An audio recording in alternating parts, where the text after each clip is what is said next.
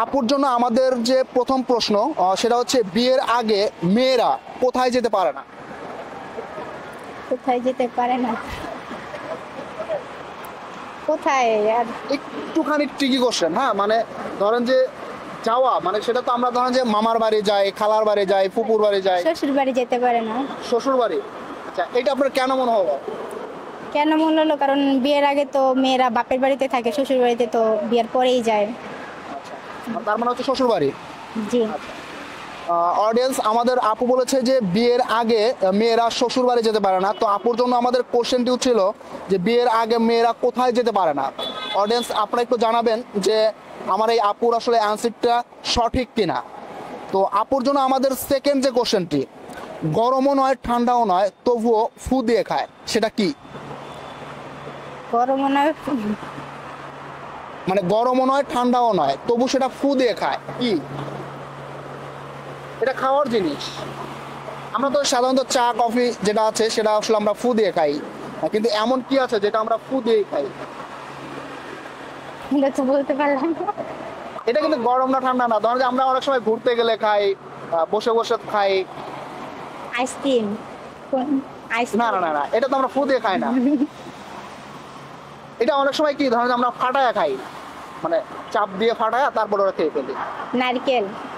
না, নারিকেল না, এটা হচ্ছে আমাদের অনেক সময় দুই আঙ্গুলের কাজ থাকে, মানে দুই আঙ্গুলদের চাপ দেই, তারপরে সেটা ফেটে যায়, তারপরে ওটা ভিতর থেকে বের করে ওই অংশটা আমরা খাই। এটা বলতে পারলাম না। একটু ট্রাই করেন, কারণ কি জানেন যে আমাদের যে এখানে আসলে আমরা অনুষ্ঠান করে থাকি, এই অনুষ্ঠানে 3টি প্রশ্ন করা হয়। তো সেই 3টির মধ্যে যদি আপনি সঠিক 2টি আনসার দিতে পারেন তাহলে কিন্তু আপনার জন্য একটা গিফট আছে, সেটা আকর্ষণীয় গিফট। তো একটু চেষ্টা করে দেখেন।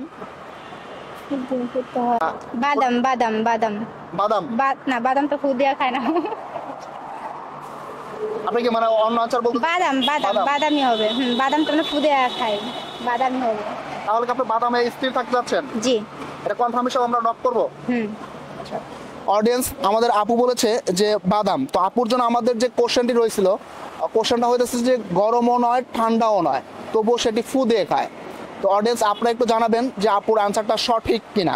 থার্ড কোশ্চেন, কোন জিনিস মেয়েরা স্বামীর সামনে পড়তে পারে না? কোন জিনিস মেয়েরা স্বামীর সামনে করতে পারে না?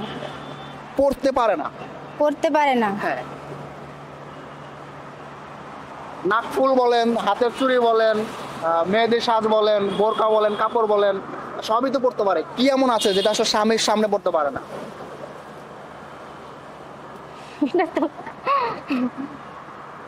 কোন জিনিস? একটু সহজ প্রশ্ন, সেটা হচ্ছে সহজভাবে ভাবেন। সেটা মানে পরার মধ্যেই যাবে, কাপড় চোপড়ের মধ্যেই যাবে। কি এমন কাপড় আছে যেটা আসলে স্বামীর সামনে পড়তে পারে না? ধরেন যে স্বামী নাই, ঠিক আছে, তখন স্ত্রী আসলে কি পোশাক পরে? বিধবার কাপড়। বিধবা। বিধবার কাপড়। লক করবো। আচ্ছা, অডিয়েন্স, আমাদের আপু বলেছে যে আসলে বিধবার কাপড়, যে কাপড়টা আসলে প্রত্যেকটা মেয়ে তার স্বামীর সামনে পড়তে পারে না।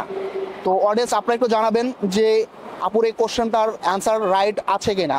তো আপু, আপনি একটু জানাবেন যে আমাদের এই অনুষ্ঠানে অংশগ্রহণ করে আপনার ঠিক কেমন লাগলো, অনুভূতিটা জাস্ট আমার সাথে একটু share ভালো করুন। লাগছে, অনেক ভালো লাগলো। আচ্ছা, মানে এক কথাতে শেষ করবেন না আরো কিছু যুক্ত করবেন? আর কি বলবো, আর কিছু বলবো না।